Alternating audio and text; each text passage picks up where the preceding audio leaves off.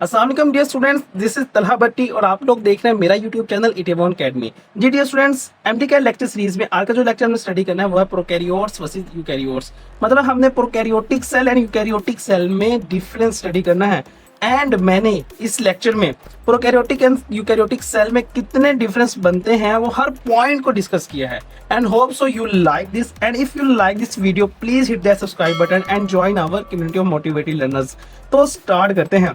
Prokaryotic cell and eukaryotic cell. Pro का मतलब जो होता है डियर स्टूडेंट, उसका मतलब होता है बिफोर। क्या होता है प्रो का मतलब? बिफोर। एंड कैरियोटिक मतलब कैरियोन्स से निकला है। किस वर्ड से निकला है? कैरियोन्स। एंड कैरियोन्स का मतलब होता है न्यूक्लियस, मतलब न्यूक्लियस से पहले। जबकि यू का मतलब क्या होता है? ट्रू होता है। कैरियोन्स का मतलब क्या होता है? कैरियोटिक न्यूक्लियस, मतलब के ट्रू न्यूक्लियस। मतलब यूकैरियोटिक सेल में ट्रू न्यूक्लियस पाया जाएगा, जबकि प्रोकैरियोटिक सेल में ट्रू न्यूक्लियस नहीं होता। अब ट्रू न्यूक्लियस से मुराद क्या है?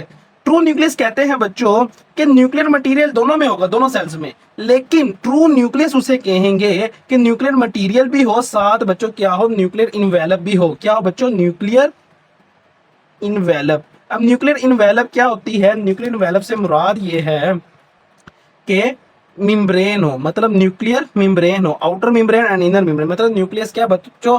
एक डबल मिम्ब्रेनस ऑर्बिटल, ऐसे ही पढ़ा था हमने। मतलब कि न्यूक्लियर मटेरियल जो कि डीएनए आरएनए वगैरह है उसके इर्द गिर्द क्या हो? एक न्यूक्लियर मिम्ब्रेन हो।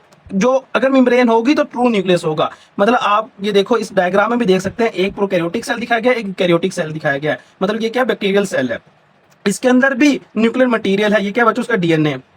एंड इसके अंदर भी न्यूक्लियर मटेरियल है। लेकिन जो प्रोकैरियोटिक सेल का डीएनए मतलब न्यूक्लियर मटेरियल वो साइटोप्लाज्म में है, उसके इर्द गिर्द न्यूक्लियर मेम्ब्रेन नहीं है। जबकि जो यूकैरियोटिक सेल का डीएनए क्रोमाटिन है, न्यूक्लियर मटेरियल है, उसके इर्द गिर्द क्या है बच्चों? न्यूक्लियर मेम्ब्रेन है। तो इसका मतलब ट्रू न्यूक्लियस किसके अंदर है? यूकैरियोटिक सेल में, जबकि प्रोकैरियोटिक सेल में ट्रू न्यूक्लियस नहीं है। बट हाँ, न्यूक्लियर मटेरियल दोनों के अंदर है। होप सो आपको इस बात की समझ आ गई कि ट्रू न्यूक्लियस क्या होता है। आगे है, चलते हैं नेक्स्ट डिफरेंस पर। नेक्स्ट डिफरेंस ये कहता है कि न्यूक्लियर मटेरियल जो होता है वो साइटोप्लाज्म के अंदर होता है। प्रोकैरियोटिक सेल का आप देख भी सकते हैं कि न्यूक्लियर मटेरियल किसमें? साइटोप्लाज्म में है। जबकि यूकैरियोटिक सेल का न्यूक्लियर मटेरियल किसके अंदर होता है बच्चों? न्यूक्लियस के अंदर ही होता है, मतलब कि न्यूक्लियर मेम्ब्रेन के अंदर होगा। होप सो आपको इस पॉइंट की समझ आ गई होगी। अगला नेक्स्ट पॉइंट कहता है कि जो प्रोकैरियोटिक सेल है, ड्यूरिंग सेल डिवीजन क्या होता है बच्चों? क्रोमाटिन या डीएनए वगैरह क्या होता है बच्चों? कंडेंस होता है। और क्या बना देता है? क्रोमोसोम्स बनाता है। क्या बनाता है? क्रोमोसोम्स बनाता है। इस बॉडी को क्या कहते हैं? क्रोमोसोम। मतलब ये जो होता है क्रोमाटिन मटेरियल वो क्या होता है? कंडेंस होता है और क्या बना देता है? क्रोमोसोम बना देता है। लेकिन जो प्रोकैरियोटिक सेल है उसके अंदर जस्ट सिंगल क्रोमोसोम होता है, मतलब कि वो क्या होता है? हैप्लॉइड होता है। जबकि यूकैरियोटिक सेल में मैनी क्रोमोसोम्स होते हैं। ठीक है बच्चों, क्या होते हैं? मैनी क्रोमोसोम्स होते हैं। मतलब ये क्या है? ये डिप्लॉइड होता है। तो होप सो इस पॉइंट भी समझ आ गया होगी कि प्रोकैरियोटिक सेल आर हैप्लॉइड जबकि यूकैरियोटिक सेल आर डिप्लॉइड होते हैं। और बच्चों जो डीएनए होता है प्रोकैरियोटिक सेल का वो क्या कैसा होता है? सर्कुलर होता है, सर्कुलर इन शेप। मतलब और यूकैरियोटिक सेल में डीएनए क्या होता है? लीनियर शेप में होता है। मतलब इस तरह होगा डीएनए और इसका क्या होता है? सर्कल शेप में होता है डीएनए। अगला पार्ट कहता है कि जो क्रोमोसोम्स होता है प्रोकैरियोटिक सेल का वो जस्ट किससे मिलकर बना होता है? Made only of DNA. Just DNA होता है क्रोमोसोम के अंदर, क्या होता है? Just DNA. जबकि यूकैरियोटिक सेल में क्रोमोसोम किस तीन चीजों से मिलकर बना होता है? डीएनए भी होता है, हिस्टोन प्रोटीन भी होती है और आरएनए भी होता है। स्मॉल अमाउंट ऑफ में आरएनए भी पाया जाता है। अब हिस्टोन प्रोटीन क्या होती है बच्चों? आपने देखा होगा कि डीएनए होता है वो हिस्टोन प्रोटीन के ऊपर क्या हुआ होता है? रैप किया होता है। अब इसका फायदा क्या होता है वो हम देखते हैं। है कि बच्चों कुछ डीएनए की न्यूक्लियोटाइड की सीक्वेंस के बाद, मतलब नंबर ऑफ न्यूक्लियोटाइड, मतलब 146 न्यूक्लियोटाइड। कितने बच्चों? 146 न्यूक्लियोटाइड जैसे ही गुजरते हैं तो डीएनए क्या कर लेता है? इन हिस्टोन प्रोटीन्स के ऊपर रैप हो जाता है। ठीक है। फिर उसके बाद जैसे 146 न्यूक्लियोटाइड्स गुजरते हैं फिर आगे हिस्टोन प्रोटीन के ऊपर क्या कर लेता है? रैप कर लेता है। और कितने हिस्टोन प्रोटीन? 8 हिस्टोन प्रोटीन के ऊपर क्या कर लेता है? अपने आप को रैप करता है, 8 हिस्टोन प्रोटीन। एंड इस स्ट्रक्चर को क्या कहते हैं? न्यूक्लियोसोम कहते हैं। स्ट्रक्चर को क्या कहते हैं? न्यूक्लियोसोम कहते हैं। अब इसका फायदा क्या होता है बच्चों? अगर हम डीएनए को अनरैप करें ना, मतलब सीधा एक स्ट्रेट चेन बनाए, तो उसकी लेंथ बनती है तकरीबन 1 मीटर। आप इमेजिन करो कि एक 1 मीटर लेंथ वाला डीएनए एक छोटे से सेल, और सेल के अंदर न्यूक्लियस उसके अंदर रैप हुआ पड़ा 1 मीटर का। तो क्या इट इज पॉसिबल कि जिस सेल को हम आम आंख से भी नहीं देख सकते, और न्यूक्लियस तो दूर की बात है, सेल को भी हम आम आंख से नहीं देख सकते कि उसके अंदर 1 मीटर का एक डीएनए एक चीज अल्लाह ताला ने उसके अंदर फिट की हुई है। तो कैसे, तो वो इन्हीं स्ट्रॉन्ग प्रोटीन्स की मदद से ही फिट होता है। होप सो आपको इस पॉइंट की समझ आई होगी। आगे चलते हैं अगले पॉइंट के जानिब। अगला पॉइंट कहता है कि बच्चे जो प्रोकैरियोटिक सेल है उसके अंदर मेम्ब्रेन बाउंड्री ऑर्गेनेलिज क्या होती हैं, एब्सेंट होती हैं, जबकि यूकैरियोटिक सेल के अंदर मेम्ब्रेन बाउंड्री ऑर्गेनेलिज क्या होती हैं, प्रेजेंट होती हैं। मेम्ब्रेन बाउंड्री ऑर्गेनेलिज कौन सी होती है बच्चों, सिंगल मेम्ब्रेन हो या डबल मेम्ब्रेन, वो जस्ट किसमें होंगी, यूकैरियोटिक सेल के अंदर ही होंगी। ठीक है, प्रोकैरियोटिक सेल में नहीं होती। अब सिंगल मेम्ब्रेनस ऑर्गेनेलिज कौन सी हैं, जैसे बच्चों गोल्जी कम्प्लेक्स हो गया, वैक्यूल हो गया, ठीक है, एंडोप्लाज्मिक रेटिकुलम हो गया, ये जस्ट किसमें होंगे बच्चों, ये यूकैरियोटिक सेल में ही पाए जाएंगे। डबल मेम्ब्रेनस ऑर्गेनेलिज कौन सी, माइटोकॉन्ड्रिया हो गया, न्यूक्लियस हो गया, ये प्लास्टिड्स वगैरह हो गए, ये किसमें पाए जाएंगे, यूकैरियोटिक सेल में पाए जाएंगे। जबकि प्रोकैरियोटिक सेल में मेम्ब्रेन बाउंड्री ऑर्गेनेलिज नहीं होती। हाँ, नॉन मेम्ब्रेनस बाउंड्री ऑर्गेनेलिज होती है, जैसे कि राइबोसोम्स प्रोकैरियोटिक सेल में पाए जाएंगे। एंड जो कि राइबोसोम प्रोकैरियोटिक सेल का है वो कौन सा साइज है, 70 स्क्वायर बर का पाया जाता है, जबकि यूकैरियोटिक सेल में राइबोसोम किस साइज का पाया जाता है, 80 स्क्वायर बर का होता है। होप सो आपको इन पॉइंट की समझ आई होगी। अब चलते हैं नेक्स्ट पॉइंट की तरफ। कहता है कि प्रोकैरियोटिक सेल में सेल डिवीजन किससे होती है बच्चों, बाइनरी फिशन से होती है। मतलब ए माइटोटिकली डिवाइड करता है प्रोकैरियोटिक सेल, जबकि यूकैरियोटिक सेल किससे डिवाइड करता है, माइटोसिस एंड म्योसिस। अब बाइनरी फिशन में क्या होता है कि ये क्या है बच्चों, एक बैक्टीरियल सेल है। वो बैक्टीरियल सेल क्या करता है, उसकी सेल मेम्ब्रेन क्या करती है, इन्वेजिनेट करती है और बच्चों सेल करती है दो हिस्सों में डिवाइड हो जाता है। ये इतना कॉम्प्लेक्स प्रोसेस नहीं होता सेल डिवीजन का, जैसे माइटोसिस और म्योसिस है, मतलब पहले प्रोफेज हो जाता है फिर मेटाफेज टेलोफेज, इस तरह के कोई भी कॉम्प्लेक्स प्रोसेस इस बाइनरी फिशन में नहीं होता। अगर बाइनरी फिशन से डिवाइड हो रहा है तो इसका मतलब अगर इसमें बच्चों प्रोफेज नहीं होगा तो इसका मतलब सेंट्रियोल्स की भी जरूरत नहीं है। तो आपने देखा होगा, आपने पढ़ा भी होगा कि जो नॉन मेम्ब्रेनस ऑर्गेनेलिज मैंने पढ़ाई थी वो दो थी, एक था बच्चों सेंट्रियोल्स और दूसरा बच्चों राइबोसोम। ये दो ऑर्गेनेलिज क्या है, नॉन मेम्ब्रेनस ऑर्गेनेलिज हैं। और मैंने अभी पिछले डिफरेंस में ये पॉइंट में ये बताया था कि non membranous organelles are present in prokaryotic cell, but याद रखना है सेंट्रियोल्स एब्सेंट होते हैं प्रोकैरियोटिक सेल में, जबकि यूकैरियोटिक सेल में सेंट्रियोल्स होते हैं।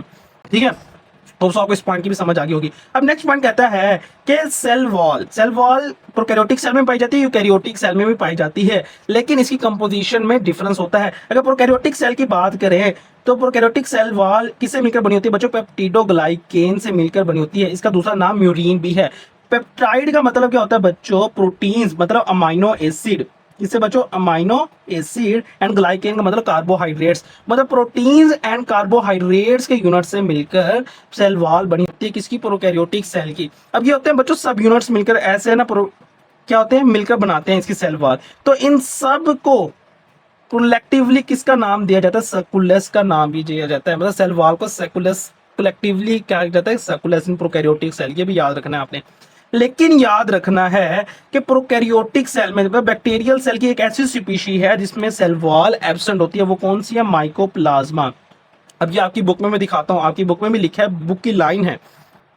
अगर आप बैक्टीरिया वाला चैप्टर अपनी बुक में देखें, फर्स्ट ईयर वाली बुक में, तो उधर लिखा हुआ ये देख लो बच्चों, cell wall is only absent in mycoplasma. मतलब कि बैक्टीरिया की वो स्पीशी है बैक्टीरिया सेल की जिसके अंदर सेल वॉल नहीं होती, बाकी सब बैक्टीरियल सेल में सेल वॉल पाई जाएगी। अब हम बात करते हैं यूकैरियोटिक सेल की सेल वॉल किससे मिलकर बनी होती है। अगर हम बात करें फंजाई की, तो फंजाई की सेल वॉल किससे मिलकर बनी होती है, काइटिन से, प्लांट की सेलुलोज से, एल्गी की भी सेलुलोज से मिलकर बनी होती है, जबकि एनिमल की बच्चों सेल वॉल होती नहीं एनिमल में।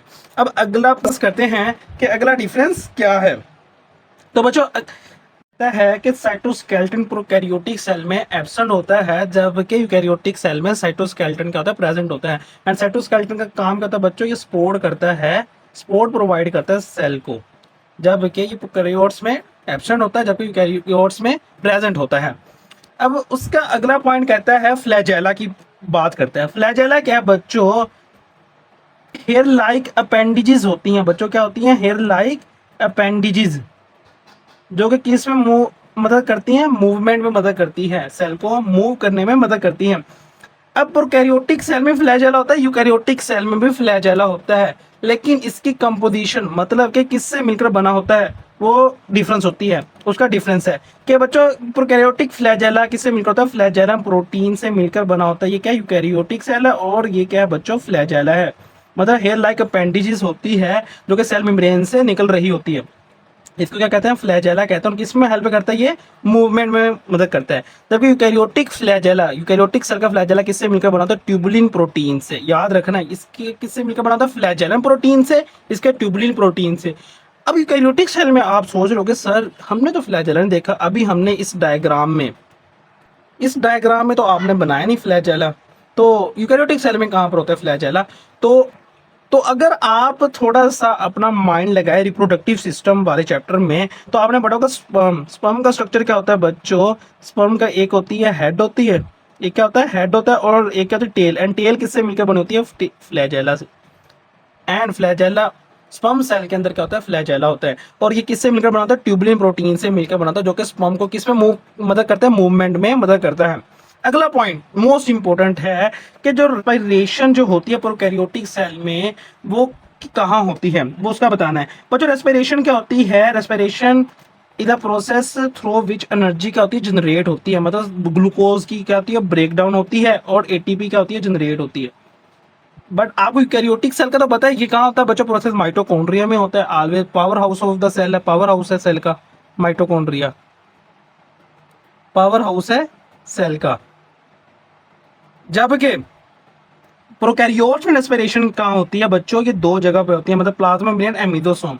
बेसिकली मीजोसोम भी प्लाज्मा मेम्ब्रेन ही है। मतलब क्या है, प्लाज्मा मेम्ब्रेन क्या कर जाती है, इनवेजिनेट हुई होती है थ्रू सम रीजन। मतलब थोड़ी थोड़ी जगहों पर प्रोकैरियोटिक सेल में प्लाज्मा मेम्ब्रेन क्या होती है बच्चों, इनवेजिनेट होती है। और स्ट्रक्चर को क्या कहते हैं, जो स्ट्रक्चर बनता है उसको कहते हैं मीजोसोम। क्या कहते हैं बच्चों, मीजोसोम कहते हैं।